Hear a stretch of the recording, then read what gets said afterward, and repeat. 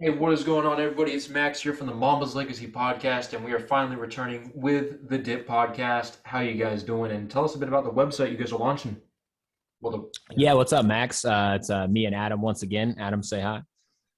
What's up to the listeners of Mamba's Legacy? Yeah, we're back once again for another great episode with you, Max. Excited to be here. Always love talking basketball with you. It's a phenomenal time every time we get together. So here we are, and yeah, we just recently dropped our website. It's pretty light right now, I would say, in terms of content. It's kind of bare bones. Just so the listeners know, we do have a blog coming. Should be dropping that within the next week. There, it's featured on the website. You can find it at www.thedippodcast.com. So yeah, it's live. It's ready to roll. We're looking forward to collaborating with Max throughout the season here, and as well as anyone else who produces great content that wants to hop along this journey with us of NBA podcasting. So yeah, thanks again for having us on, Max. love having you guys on every time, and links to their website will be in the description, as well as their Twitter account and where you can find the Dip podcast. And if you guys are active on Twitter, I will be alerting you guys when they start dropping more content on the website. I'm excited to see where you guys go with this, but we have a lot to talk about. The NBA preseason is back, and we'll start off a bit biased here. I want to talk about my Lakers. Yes, I know we lost to the Nets, but there were some good things that I saw from this team going into that game. And before I dive too deep into my guys, what were your guys' initial takes on the Nets versus Lakers game? Well, So I watched up through. Oh, my bad. Go ahead, Adam. okay. I'm sorry. I didn't mean to steal your steam there. I know Ben's the biggest Lakers fan. Well, I don't know. But Max probably has me beat. I feel like we should start off with the preseason talk by saying, like, we're getting a little exhibition here. It's nice to see guys get a little bit warmed up and get their wind back in their sails, so to speak, I guess you could say. But, like, I think a lot of positives that the Lakers could take away is they got a chance to showcase their end of the bench guys. And that's going to be a huge part of this team because we know what the star power is like for this Lakers team, but seeing what these bench guys can do or can't do, that's pretty important for them if they want to make a championship run. Definitely agreed right there. My bad, Ben. Let me just quickly chime in on that.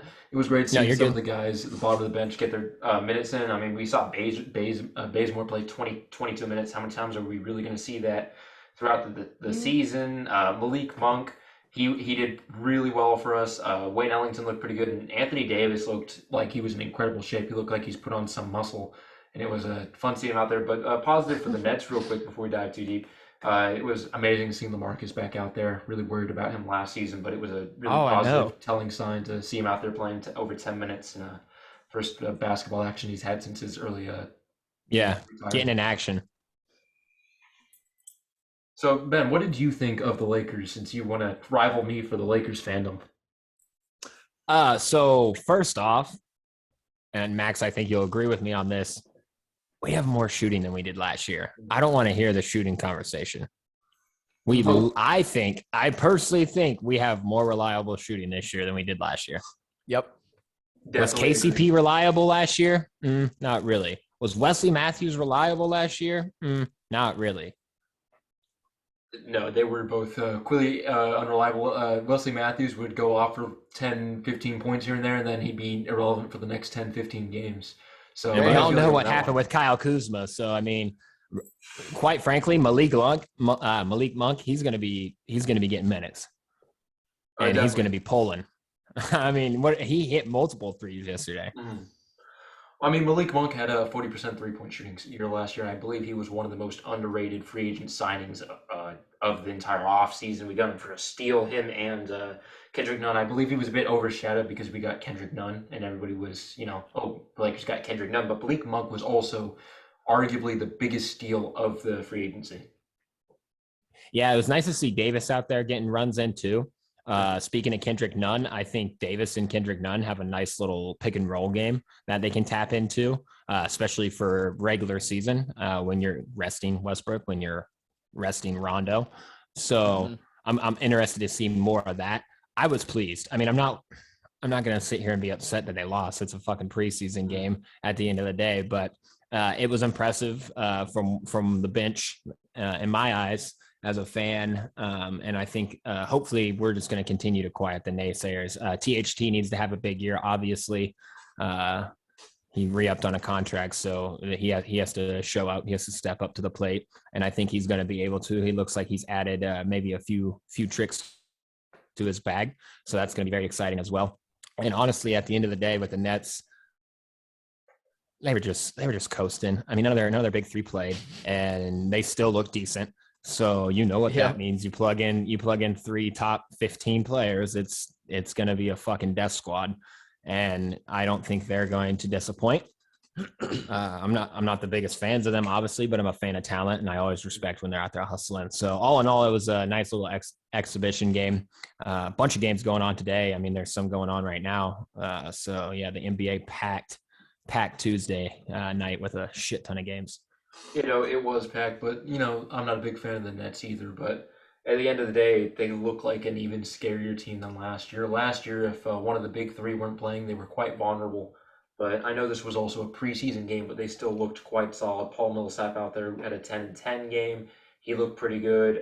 Thomas was pretty surprising. He had 21 points in 22 minutes. He played really well. And Bruce Brown, he looked even a bit nasty on the offensive side of the ball than he has in the past couple of years. So all in all, I think you can make an argument that the Brooklyn Nets got better. Would you guys agree or disagree with that take? Yeah, I just think another year of experience with them playing together and adding a few more veteran pieces, I think it's just going to take them to the next level. Obviously, they have to stay healthy. I mean, that's the same question with the Lakers. It's really a question for any team when it comes to the playoffs.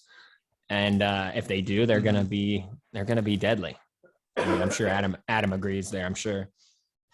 I mean, yeah, it's just with the Nets, it's like, what more do they need? I mean, I feel like they're so much deeper in forward depth now that they have Paul Millsap, but like Lamarcus Aldridge, it worries me that he wants to play again so bad because, he left the game for a very legitimate reason. And now he's back out there trying to put in minutes, you know what I mean? And unless they're going to keep him at this 15 minutes per game throughout the season, I think that's fine, but I don't know. Unless he shows he's in better shape. But I'm trying to look at the roster here. I feel like a sleeper part of this Nets team could be Sekou Doumbouya. Mm-hmm. Because nice steal with that move of DeAndre. Yeah, it was something that kind of made you scratch your head because I wondered why they were, I guess out of the whole Pistons young core that they have now, I guess he was the most willing for them to part with.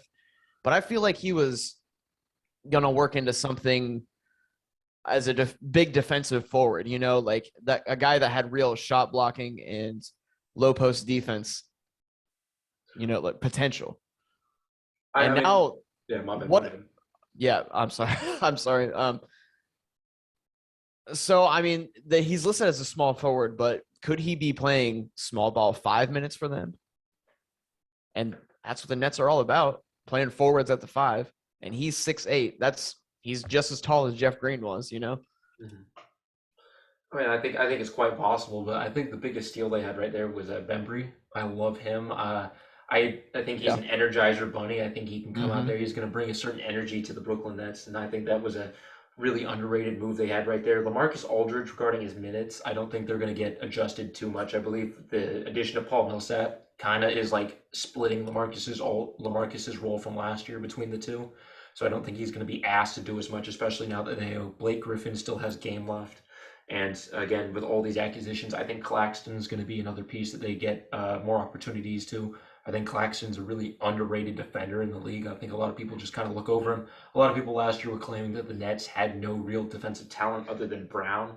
But Claxton was right there with him, and I think Claxton's really going to be a force to be messed with this year, playing the 5 for the Brooklyn Nets. Claxton and Harden have legitimate chemistry. Mm-hmm. They make it work on the court, and that's something that's going to be huge for them. I mean, I don't want to just regurgitate what I've heard in the news, but like having James Harden for this team to lead the bench with all these guys, like you said, what was it, DeAndre Bembry? Mm-hmm. He's a worse version of Bruce Brown, and if this Nets team can make positions like that work, where they're basically positionless, and I feel like Brown was playing small ball 5 for them a lot of the time. Mm-hmm. Like he was their elite small ball 5, and it worked. And if they can get that out of Bembry too, I mean, this team just keeps getting more switchable. You know, the amount of guys they have on this team that they can rotate and play the five is kind of a funny thing to me. They have like 4, 5, 6 guys on the roster they can just kind of sub in there at any moment of the time, especially if they want to throw KD in there, which I know has been kind of tossed around. But another thing about the Brooklyn Nets, Kyrie Irving, the Brooklyn Nets have announced that they're not going to be moving the practices around to make sure Kyrie can be there and play. Without getting way too political into this, do you guys believe that Kyrie Irving will play for the Brooklyn Nets this year? Yep. You agree, Adam? Yeah. All right. Yeah, I think he's gonna play. I realistically don't think he will miss a whole season's worth of home games, and especially like playoff home games. But we've seen crazier things from Kyrie. Oh yeah. I mean, not crazier, but we've seen him do some crazy things. So like, even if it did happen, I would be like, oh, okay, that's just the next evolution of wild things that he's done thus far. But ultimately, I don't think he's going to sacrifice that money nor the opportunity. So, you know, at the end of the day, Kyrie, something's going to happen, and he may not even get vaxxed. I mean, he could come through with like that religious exemption. I know we're not trying to get too political, but I mean, that's quite easily the best way out. But then you look at the conflict between, okay, Kyrie got a religious exemption, but Andrew Wiggins didn't. Yeah, I think that would. And then it gets hairy. Yeah, that would be kind of a problem. I do believe that Kyrie will be playing this year. He's too good of a teammate not to do that. I mean, at the end of the day, it doesn't get talked about enough that Kyrie loves his team, loves his teammates, loves being a player coach to them. I don't believe that he'll sit out this season, especially with the amount of ring chasers they have on this team. They're just like the Lakers on our side. They got Paul Millsap and Aldridge coming in there, but realistically. Hey, one more note on the Lakers. Max, how excited are you to get a Mambas edition Westbrook jersey? Oh yeah. Oh, the black Mamba Westbrook jersey. You already knew it was coming. How'd you know that? You know I'm gonna get that. You know I'm gonna get a mellow one too. Fuck. There's a lot of jerseys I got to order this year, and depending how good Monk plays, Monk might be getting one too. Ooh, damn, that would be underrated. I do. I'm in love with this team, and I'm gonna even love it more when I can get a little replica championship ring, right? Yes, sir. Yes, sir. On the way. Number 5 for LeBron. It's on the way, and well, I mean, number 5 for LeBron. I'll also get LeBron's 6th one too when he wins the year after. But we won't talk about that too much. You know, we can't get too hot. We can't get too hot already because we've still got some games to talk about, and we got to talk about the man that me and Ben probably don't like. You know, Dramonto, right? You know, the Raptors. Jesus Christ. Dramonto. Let's just be perfectly honest. What were your guys' initial thoughts on that Toronto's Raptors Philadelphia game? I didn't watch it. I just know what I mean. Drummond. Anytime he comes up in the conversation, I want to vomit. I just don't like this guy. Plain and simple. I mean, me and Adam usually don't hold punches when it comes to Drummond. No, he's Drummond and just guys that we don't like in general. It's rough. But you want to know what? I called it a long time ago on one more take at the end of one of our episodes. I said that Scotty Barnes is going to be the best player in this draft. And he started off looking nice for the Raptors. I definitely agree with both of them. I really hate Andre Drummond. I have a video just shitting on him. But Andre Drummond played a good game. Believe it or not. I'll give him credit where credit is due. 19 points, 14 rebounds. He had a couple blocks, and he didn't look like a penguin on the court. So I'll give him that. He played one. He's the preseason GOAT. Yeah. He's going to earn those playing minutes, and then week 1 he's going to look like he doesn't know what the game plan is. But, trust the process, right? Trust the process. They got another elite big. Yeah, these guys can't even utilize the 2 elite bigs that they already have to dominate, let alone. Let's just hope Embiid can earn some playing time now, huh? Yeah, shit. That's a hairy situation. I know Adam hates talking about it, but Philly's a mess. Philly is a mess. Philly is the biggest train wreck in the league. They make Portland look like a functional franchise with a big situation. Sacramento. Damn. But they make Sacramento look Sacramento's a lot worse of a situation than Philadelphia. Let's be real. Uh, I'd say it's far from the worst situation in the league, but they're gonna have to either work out this Ben Simmons situation.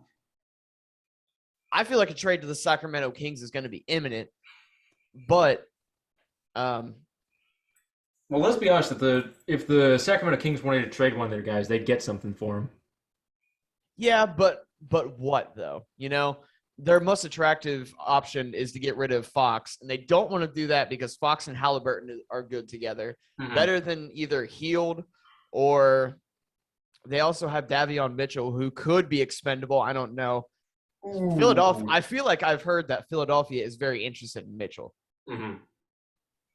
Well, I know that you guys had mentioned Scotty Barnes. You thought was going to be the best rookie out of the draft. I actually believe it's going to be Davion. I think give him a couple years. I think Davion is going to be the best rookie out of the draft. I like that pick too. Yeah, his defensive potential and IQ is through the roof. Haven't and seen he's this a for little bit couple older. years.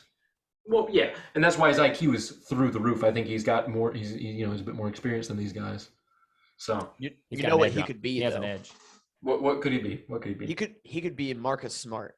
If he was a Marcus Smart level player, I feel like he could be a real impact. Mm-hmm. I don't think he's going to impact the scoring side too much for the Kings because they have that with Fox and Halliburton. But defensively, that three-guard lineup. I think he's going to be a monster. I don't like that because Mitchell is 6'5". Yes, he's a big body shooting guard. Mm-hmm. Is that going to be enough? I mean, wingspan alone and just being crafty, is that going to be enough for him to reliably guard threes in the playoffs whenever the Kings are able to make it to the playoffs? If they make it off of the back of a 3-guard rotation like that. Well, isn't Harrison Barnes starting at the 3, right? I mean, I'm pretty sure if I were them, I would start Fox, Halliburton, Mitchell, Barnes at the 4, and then Rashawn Holmes at the 5. That doesn't seem too bad to me. Barnes, I don't like Barnes at the 4. I don't like that defensive matchup. Yeah, I think he'll get torched there. He's undersized. He's a bit weaker. If they got Anthony Davis playing the 4 one night, he's dead. He's dead meat. But that's a unicorn, though. Well, no, but he could make Porzingis look like a decent big man. Yeah, I don't know. That's kind of too. I think that's an experiment. That's an experiment right there. Yeah. I believe that Sacramento is kind of a mess, but I disagree with your take that they're worse off than Philadelphia. Philadelphia has. I mean, when Ben Simmons is telling players, "Don't come see me," there's a problem there. I don't think the Ben Simmons saga is over in Philadelphia for the fact that they're not going to get anything for Ben Simmons at the rate right now. What makes me laugh is that they were so late on trying to clean up the fucking PR fiasco that was Embiid and Doc cheating on him directly after the playoffs. Mm-hmm. Like to sit here and act starts, now we're gonna we love Ben. We can win with Ben. Yeah, like so poorly executed. Like obviously either way would have been bad, but like this is the worst the worst version of it, and it's just ugly. It's just so poorly executed. Well, yeah, because like at the end of the day, you can blame Ben Simmons for that loss. It was his fault. They would have won if he played even like 15, 20% better. But I don't think as a coach you call out your player like that in front of the media. That's something you have a talk within the locker room. And I think that's what Ben Simmons. And then wait 2 months to say anything about it to cover it up. Tired of Philadelphia media, which I don't blame him too much for. Philadelphia fans and the media over there is ruthless. I've seen clips of news stations over there saying Ben Simmons is leaving Philadelphia, and they show a trash bin getting carried by water. That's not a joke either. That was a Philadelphia news station posted that. I love it, though. I mean, I love it too, but at the same time, I see why Ben Simmons wants out of there. There's no brotherly love for him there. I believe Andre Drummond might have a bit more fans over there than Ben Simmons. So that says a lot right there. And another thing, we'll jump into this right now. We don't need to shit on Ben Simmons for an entire 30 minutes. But we have a longer off season than last year. I think this was a huge improvement that the league has made. And last year we suffered a huge injury problem. So many superstars went down playing heavy minutes, and a lot of people blame the short off season for that. How much do you think the longer off season is going to impact the health of these stars today? Start with you, Ben. Quite a lot. I think most of these guys are going to be healthy. I think they've finally had a full off season here to recover. They're getting somewhat back on track with their normal schedule. I don't think we're going to see the catastrophic injuries that we did last season that really derailed some incredible teams, the Lakers, the Nuggets, so on and so forth. I mean, you can just go down the list of guys that got teamed up and seriously hurt. And then, of course, you got someone like Klay Thompson coming back, too, with the Warriors, and apparently he's locked in. I was listening to The Athletic just the other day, and they were talking to one of the beat writers out there, but he was at the practice facility for their camp, and Klay was just after practice was done, Klay was just doing some shooting drills, just fucking cranking threes and just screaming, Good. "They don't want it like me. They don't want it like me." And he was just like super hype. And like, I guess Draymond was on the other end of the court, like doing some like free throw drills. And Klay ran all the way down to him and was like, "They don't want it like me, Dre. They don't want it." And then he went back and he kept hitting threes. So like Klay Thompson coming back, that's going to be nice to see a guy recovering from injury. Jamal Murray coming back, that's going to be awesome. I think he's going to be locked in as well. I think it's going to be a much better season than we got last year in terms of the product. These guys are locked in and they're ready to roll, and both conferences are stacked, and it's going to be fun. I hope Klay keeps that. Oh, my bad. I hope Klay keeps that energy up. Would it not be awesome? I can't believe I'm about to even say this, but like, the Warriors dominated the league for such a stretch of time that like having that overpowering team over literally every other team, didn't it make you feel like it made basketball a little more epic?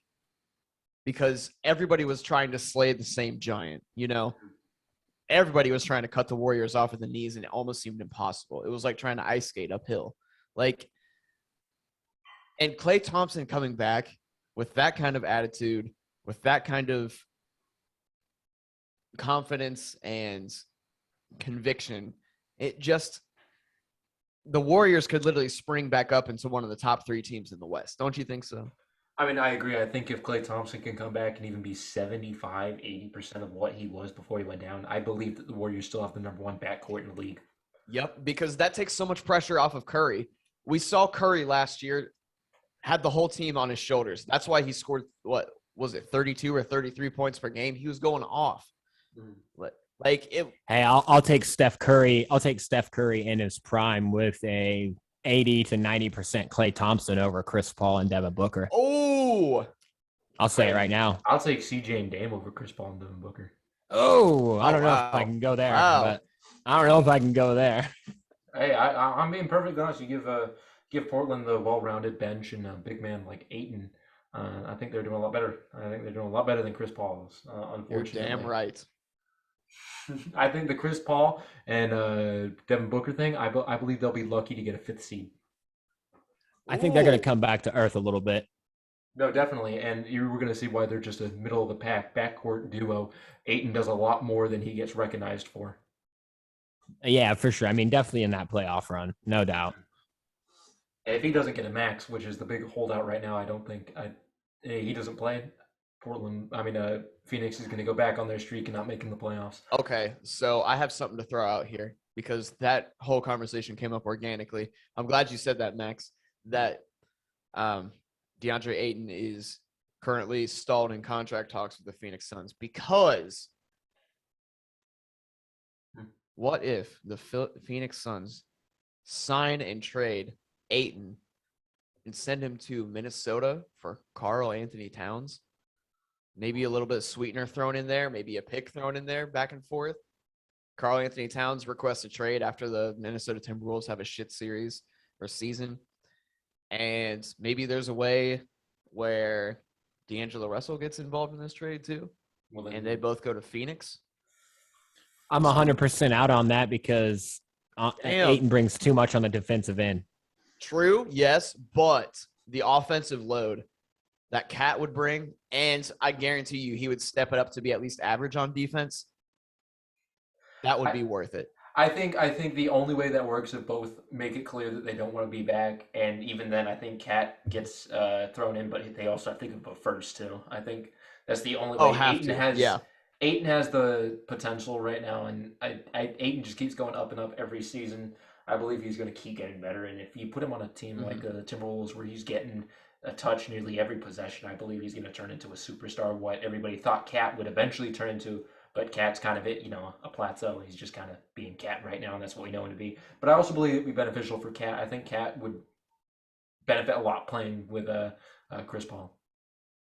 Yeah, Hey, fuck it. Send Simons, Nurkic, and Covington for Ayton. Wow, that would get rejected in a half second. Simons, Nurkic, and Covington to Phoenix. Maybe a first too. Maybe a first and a second. You know That's what I was thinking. You know what sucks though, guys, is that there is no trade outside of like a Bradley Beal trade, outside of like Chris Middleton, any kind of talented big. In some universe, Bam Adebayo, that's going to save Portland.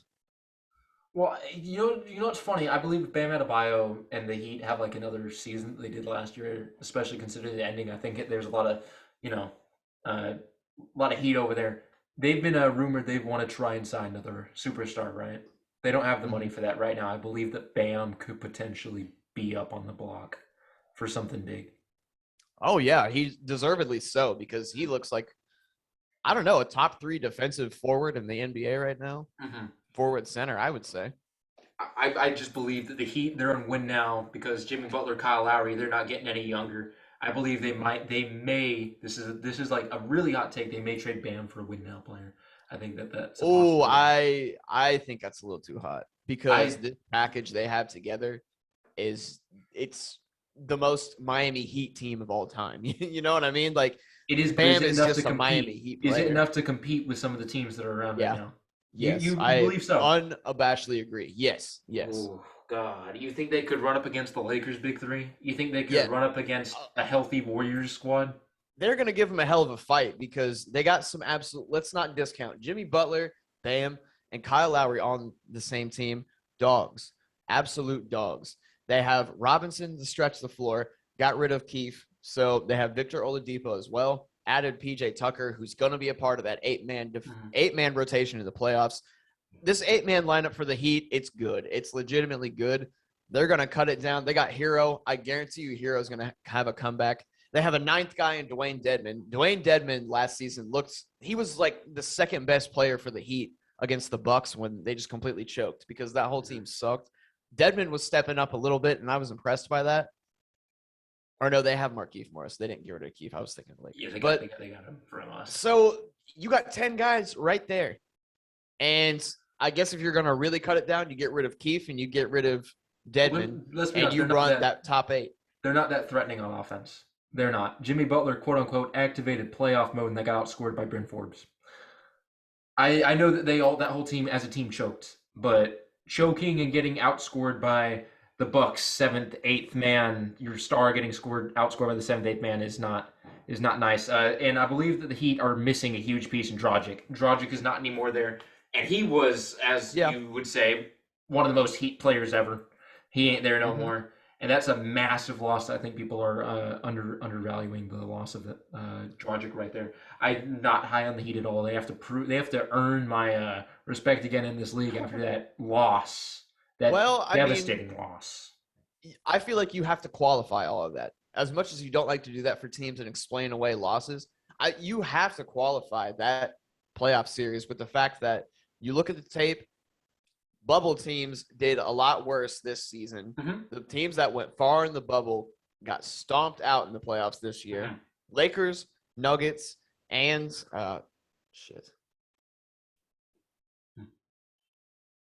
who were we just talking about? Clippers. Oh, the Heat. And the Heat. Yeah, the Clippers too. But the Clippers made the conference finals. Yeah, they went pretty far. Oh yeah, and the Clippers had an awful bubble run. But the Heat got stomped out. Jimmy Butler, I feel like legitimately just gave a quarter of his heart to that team just to win. Let's not forget it. Today is October 5th. Exactly 1 year ago today, Jimmy Butler posted a better triple-double, 40-point triple-double in the NBA Finals than LeBron James. 1 year ago today. That was only a year ago. That is still inside of that man. Like Jimmy peaked in the bubble. I've said it before. Okay, maybe that was his absolute peak, but 80%, 85% of that showing up for the Heat, yes, they are going to be playing against Brooklyn in the conference finals. No, if they get the Bucks again in the first round, it's another sweep. I mean, I don't know, because when you look at it, the Heat were banking so hard on trying to slide Giannis last season that they gutted their team, gutted it. They had a shell of a team last season, and that Jimmy Butler, yeah, he sucked. I'm not gonna apologize for what Jimmy Butler did. He sucked and was taking bad shots. All those little faders were not going in. Bam, I mean, I guess he had a bad playoffs as well. Everybody on this team just had a bad playoffs. So I mean, it fell flat last season, and they just didn't have the same core because they wanted Bam so badly that they failed because they wanted Giannis so badly, and Giannis bet on himself, and it worked out for him. So now he's never going to move. Well, no. So the Heat, they played a bad series, but let's not just discount that Bucks defense. That Bucks defense looked crazy. Yeah. And the Heat did try and form what they did prior. They tried to build the wall on Giannis, and Giannis changed his game, and he was getting 10 assists a game. He looked pretty good on that side of the ball after that. This Bucks team is nasty now. They got the momentum running the season. I think if the Heat play them in the first round, they're out. I don't think there's a question about that. I believe the Heat got a little bit better. I will say Kyle Lowry is one hell of an addition, and PJ Tucker's not bad himself either, but granted, PJ Tucker's getting older and older. He's really good on the defense side of the ball. On the offense, he's there. He'll hit a corner three. A lot of these other teams in the Eastern Conference got miles better, and I think that kind of goes a little bit unnoticed. I believe New York got better. The Hawks are still nasty. Chicago's nasty. I mean, Chicago arguably had one of the best off seasons in the Eastern Conference. Running Levine at the 3. It's gonna be really nasty. But Miami their big addition was Lowry. That was their big piece, and they lost Dragic to get that big piece. So that says a lot right there for the Heat. I don't think the Heat have upgraded enough, and I believe after the devastating loss right there, I think it's going to take them another season to kind of bounce back, get the momentum there. I believe that Tyler Hero doesn't have the work ethic to be great. He's spending more time with Tyler Hero than he is at the practice court. So I don't think Tyler Hero has the potential there. I think Duncan Robinson's going to always be better than Tyler Hero. That's my hot take. I think he's the better shooter and everything. I don't like Tyler Hero, and they should have traded him last year when they were thinking about it. They got Victor Oladipo back for a cheap deal. I kind of like that, but Victor Oladipo, you don't know what you're going to get out of him. I really hope that Victor Oladipo plays like he did in Indiana. I hope he comes out. It's a low risk, high reward. Mm-hmm. You don't know what kind of thing you're going to get out of Oladipo, and if you get the same Oladipo you get last year, the Heat are not getting out the first round. Damn. I mean, I see what you're saying, though. It was, they took bad shots. They missed a bunch of shots last year, but I don't think you can just instantly put them in the same category as the Lakers and Warriors if they were to face each other. I just don't think you can do that, especially you can't really write off if they played the Bucks the first round, I don't think you can say after what just happened that they are still one of the top teams. I think that I believe there's like 5-6 teams you can put above them. Damn. I mean, but that's bold. Okay, so here's the teams I'll put above them: Lakers, healthy Warriors. I'll put let's see, what's the name? The Clippers. Oh, not the Clippers. Kawhi's missing half the season. We'll put the Brooklyn Nets above them. I'll put the Bucks above them. I think even Boston is better with Jaylen Brown and Tatum together. I think that they're a better duo than what the Heat have. I think they're maybe six best team in the league. Still pretty good. I know it's pretty good, but when we're talking about them in the conference finals, it's like, oh, I'm not sure about that one. I think Philadelphia, if they can get this situation sorted, will arguably be better as well. But that's just my hot takes. We'll wrap it up again. You guys, I'm going to leave your links in the description. I appreciate you guys coming on. Miss working with you guys, and hopefully we can work together some more. Oh, for sure, yeah. Definitely. All right, guys, remember links will be in the description. My bad. Oh, yeah, my bad. I was just going to say, I know you had one more little piece of information on there that we didn't touch on that you sent to us in the notes. Oh, my bad. I just pulled that back up. Oh, we can talk about LeBron slimming down. And it was something I was waiting for. That's really what We're I gonna was talk about sitting on LeBron slimming down. My bad, everybody. LeBron James, quote unquote, rumors he slimmed down, and he got 0 votes for likely to win MVP this year as well. I just noticed that. Ben, I'll let you start off right here. How offended are you with the 0 votes, and how impressed are you going to be with LeBron this year? This man was a top 3, arguably top 2. Some had him at 1 for favorite for MVP before he went down last season in that game against the Hawks. LeBron is coming locked in. LeBron has been in the lab. I've seen the clips. He's out there working with the kettlebells. Ooh. He's getting ripped. He's slimming down. He's coming back with a vengeance. And really, ultimately, I just pray that Anthony Davis took the time and invested in his health, just like LeBron does, at least half of what LeBron does, because I think he could really benefit from that. All the money that LeBron throws at that is just incredible, and it's going to pay off. LeBron's going to be ready to roll. Like I said, he's been in the lab working. Rumors are he's slimmed down. That's great. A little bit less weight on those joints, and he'll be coming in hot. I see him as another. Once again, I think he'll be in the top 3 discussion for MVP this year. Realistically, Top three. Yep. You're not ready to see him win his 5th championship and his 5th MVP? You're not ready for that? Every year, everyone's like, "Oh, this is going to be the year that LeBron slows down." Now, barring the injury last year, he was showing no signs of slowing down. But the older. My bad. But what I was gonna say was, people have been saying that for years, but the older that he gets, the more probable it becomes. You know what I mean? I know he's always defied it, but it's just like time is undefeated. You know? Is it? Tom Brady hasn't beaten it yet? Well, Tom Brady's getting like stem cell implants from like homeless children that have been sacrificed. And LeBron isn't. You think Tom Brady just gets that special treatment? Yeah, you know they got. They might go plug. together. They probably go to the same salon to do it. It's you diet. don't know what Zero Dark 30 mode is? What? That's the Zero Dark 30 mode. He disappears from social media. He's with Tom Brady. He's getting the stem cell stuff done. Yeah, Robert Kraft's beauty salon. You know, they take the Patriots private jet out and they go get ready. But like realistically, LeBron James has slimmed down, and he was just as explosive as ever last year at points. His playmaking has gone through the roof these past couple years.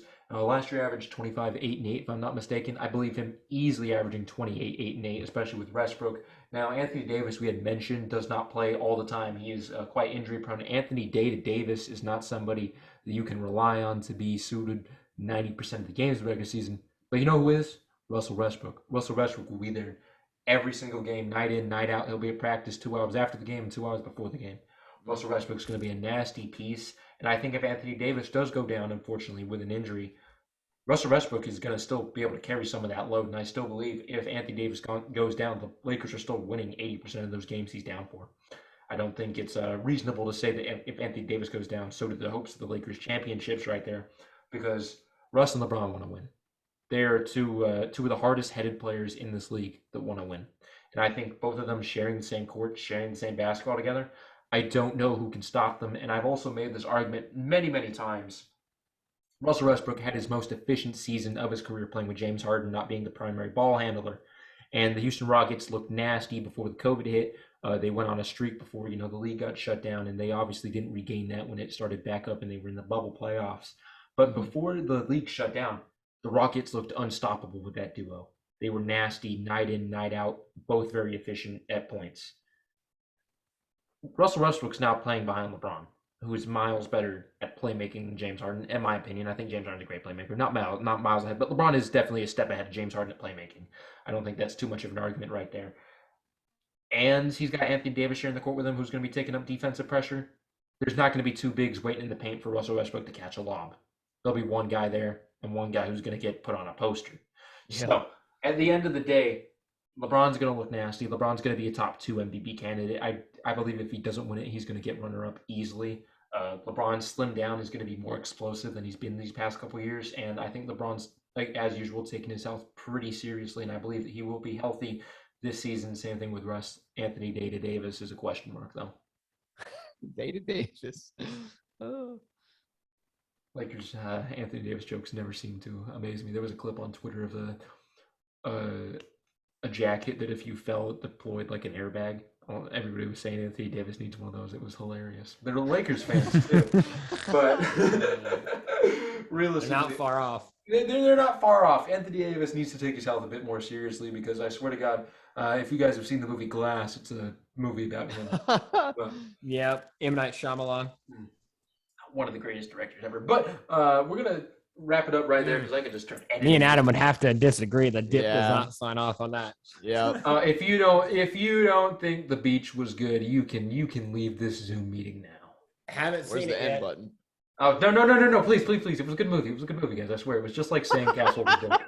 If you guys have ever read that, it's just like it. And it makes more sense. But this is not a movie podcast. That's for my other channels. But I will leave. Not yet. It's for the other channels. That I will discuss on.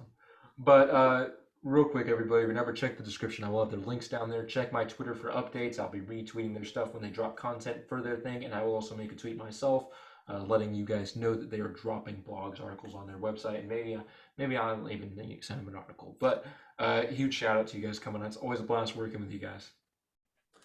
Yeah, man. Thanks for having us on. Always a pleasure. We enjoy it and looking forward to a great season of NBA basketball. Like you said, get with us on social media. Check out the website. Stay tuned for the blog and lots of great content. Definitely, guys. And make sure you like this video and subscribe. We're trying to hit 400 subs. We just hit 300, so huge shout out to you guys. But we got to keep going. So again, thank you guys, and I will see you guys in the next one.